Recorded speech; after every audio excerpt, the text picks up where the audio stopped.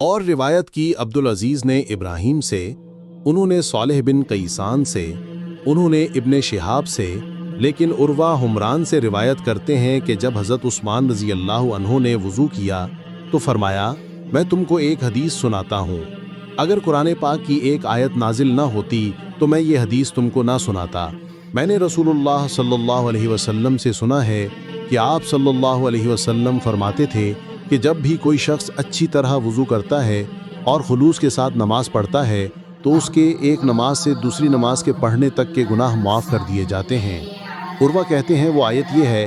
ان الذین یکتمون ما انزلنا من البینات، جس کا ترجمہ یہ ہے کہ جو لوگ اللہ کی اس نازل کی ہوئی ہدایت کو چھپاتے ہیں جو اس نے لوگوں کے لیے اپنی کتاب میں بیان کی ہے، ان پر اللہ کی لعنت ہے اور دوسرے لعنت کرنے والوں کی لعنت ہے۔